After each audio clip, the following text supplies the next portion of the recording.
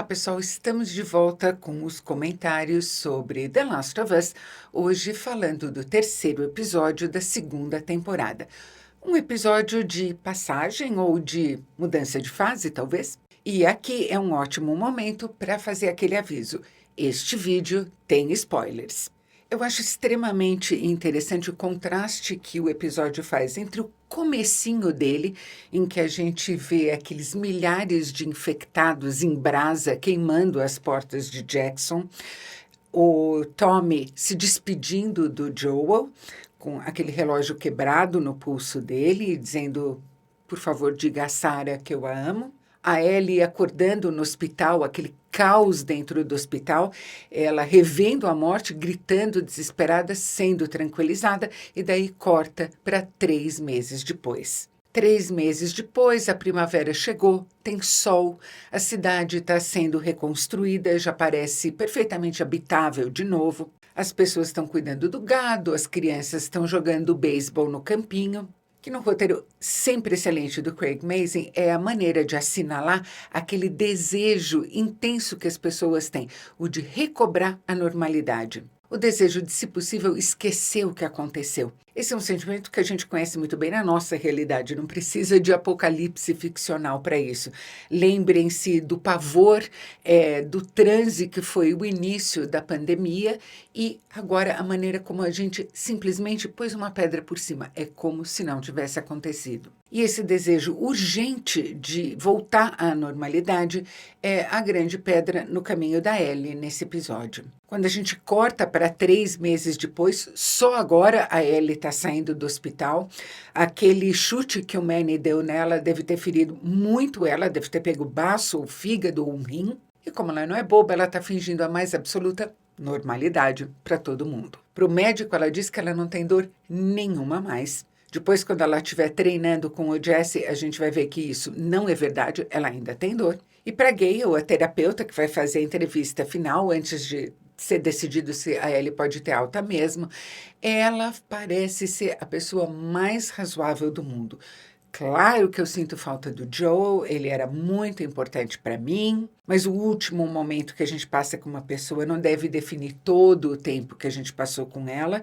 Isso é óbvio, é a maior mentira. Esse último momento vai decidir tudo na vida da Ellie daqui para frente. Tô de boa, tá tudo bem, mas é óbvio, assim que ela dá as costas para Gale, o semblante dela muda. É o que a gente vê enquanto ela caminha pelo corredor do hospital, a caminho da casa do Joel. Na porta da casa, todas as flores que foram colocadas ali em homenagem à memória dele já estão murchas. A casa vazia, aquele silêncio imenso, só o assoalho range enquanto ela anda para lá e para cá. Para todo lado tem os lembretes de uma vida que foi interrompida, sem que tudo que estava acontecendo nela tivesse sido concluído. E eu quebrei na cena em que ela encontra a roupa do Joel no armário e cheira a roupa para sentir o cheiro dele e desaba por dentro. O buraco que ela tem dentro dela agora é uma coisa assustadora. E a gente sabe que a única maneira que ela consegue imaginar de preencher esse vazio imenso que ficou dentro dela é com vingança. Antes de dizer que a primeira tentativa da Ellie de conseguir isso é uma tentativa razoável e sensata, eu vou fazer aqui uma observação, porque muitas pessoas ficaram consternadas, horrorizadas com o fato de o corpo do Joel ter sido arrastado daquele chalé até Jackson e não levado em lombo de cavalo. Eu sei, a imagem é chocante, parece ser um desrespeito, mas a alternativa poderia ser muito mais chocante, poderia beirar o grotesco. Um corpo em que o sangue não está mais circulando, naquele frio polar. Se o Joel tivesse sido colocado no lombo do cavalo, ele teria chegado a Jackson congelado no formato da cela. Teria sido de uma indignidade terrível. Aquele momento de colapso emocional da Ellie, cheirando as roupas do Joe, é interrompido pela Dina, que chega com uma oferenda de paz. Um Tupperware cheio de cookies, porque ela diz o que ela vai contar agora para Ellie vai deixá-la com muita raiva. A Ellie pega um cookie e come. Aí a Dina diz que ela sabe os nomes da maior parte das pessoas que estavam no grupo que assassinou o Joe, sabe aonde fica a base deles, sabe qual o nome da milícia a que eles pertencem, os Lobos, e conjetura que, como ela nunca mais ouviu falar dos lobos desde que o Eugene mencionou para ela que tinha milícias pequenas espalhadas ali pelo oeste, ela imagina que eles devam ser um grupo muito pequeno mesmo. Eu até aí estou achando que o raciocínio dela confere. O Craig Mazin, como um excelente roteirista, não faz a ele dizer, tá bom, eu aceito as suas desculpas. Depois de ouvir todas essas informações, o que a Ellie faz? Ela simplesmente empurra o Tupperware com os cookies para Dina, que pega um cookie e come. Ninguém precisa de diálogo expositivo quando tem outros recursos ainda mais eficazes à disposição. Bom, por influência da Dina, elas procuram primeiro o Tommy, que diz que o assunto tem que ser levado à Maria, que diz que tem que ser discutido em plenário com a cidade toda e daí o conselho vai votar. No que se vai votar? Se um grupo de 16 cidadãos deve ser enviado a Seattle para executar os assassinos do Joel. A gente vê 3 posições bem distintas exemplificadas ali. A primeira posição que a gente vê é a da normalidade. A cidade sofreu muito, teve muitos mortos, a gente não sabe se essas 16 pessoas voltariam, então, olha, meu coração está com a Ellie e o Tommy, mas não, a gente não deve sair. Segunda posição, vamos ser superiores a tudo isso e simplesmente perdoar. Também é uma tentativa, lógico, de voltar à normalidade ou, mais ainda, de enfiar a cabeça dentro da areia. E tem a terceira posição, exposta de maneira muito agressiva pelo Seth, que é uma pessoa que a gente está percebendo agora que tem muita raiva dentro dele também. Não conheço a história do Seth, gostaria de conhecê-la. E ele está no outro extremo. Se a gente não obrigar essas pessoas a pagar pelo que elas fizeram, elas vão voltar. E aí vai ser pior ainda. E, finalmente, a Ellie tenta o discurso conciliador. Não façam isso por mim, não façam isso pelo Joel, façam isso por justiça, façam isso por nós. Pessoas que não se conhecem não se apoiam. Pessoas que se conhecem e vivem juntas têm de se apoiar umas às outras. Mas não cola. Sabe essa história de que a gente está condenado a repetir a história porque a gente nunca aprende com ela, a gente se esquece dela assim que possível? Pois é. E claro, eu acho que tem um outro componente aí também. Todo mundo sabe que o Joel tem um passado bem tumultuado, um passado violento, e o raciocínio geral é de que esse passado veio ajustar contas com ele. E não é justo que a cidade inteira pague por isso. Também acho uma posição compreensível. Mas o que é interessante aqui é o misto das duas coisas. É uma combinação do fingir que nada aconteceu com Jackson com o não me ponha no meio dessa briga.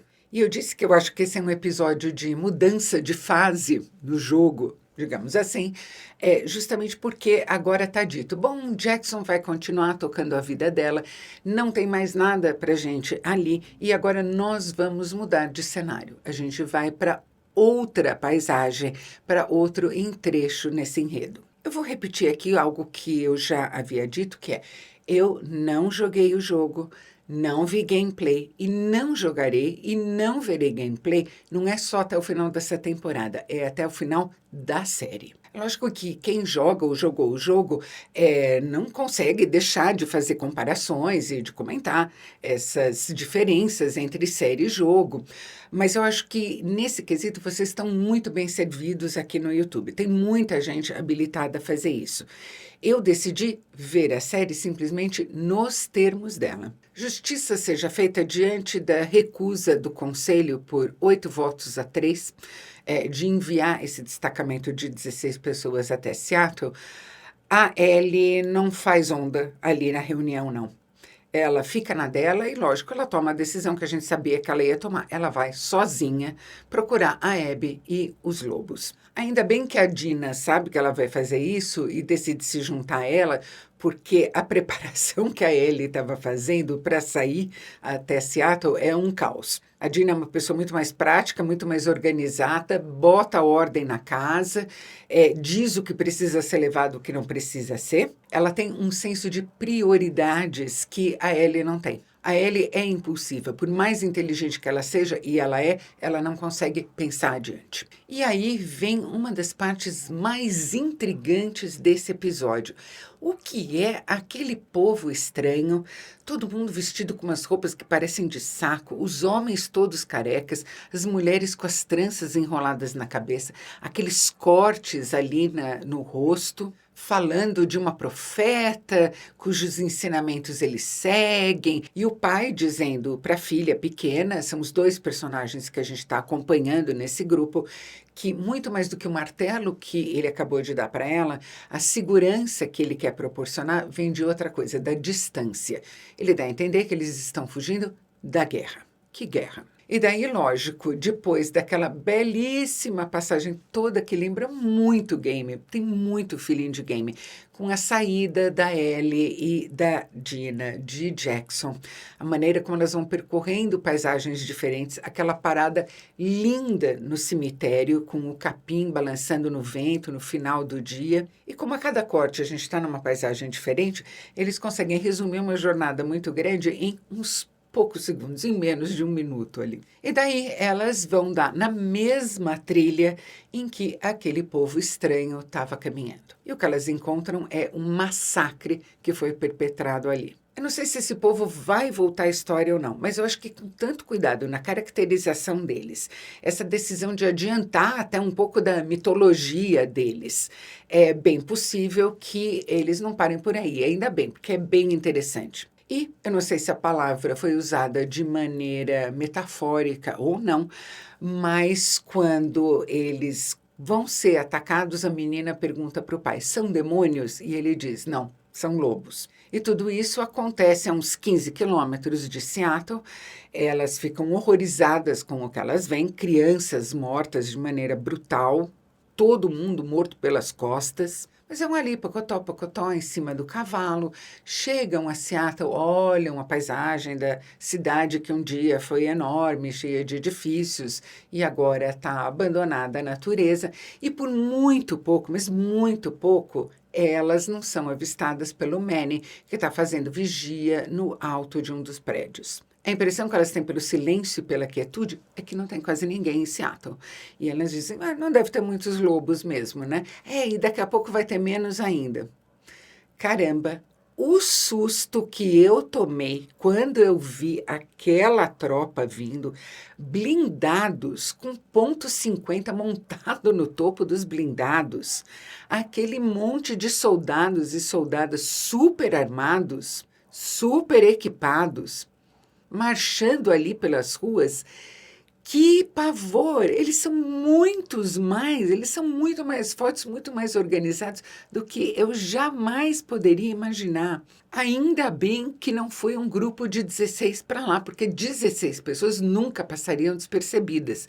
Em duas, elas têm ainda uma chance de, se notar o quanto tem de gente ali, se esconder. Mas eu acho que a coisa vai ficar muito feia e eu tô com muito medo pelas duas. Mas eu tô achando que o Tommy, que estava tão preocupado com a Ellie, na hora que notar que ela foi embora, será que ele não vai atrás? Será que isso é melhor ou pior do que se ele não fosse? Gosto muito dessa alternância de ritmos que a gente já tinha visto na primeira temporada de The Last of Us, episódios em que montes de coisas acontecem, coisas brutais, apavorantes, e daí episódios que parecem mansos.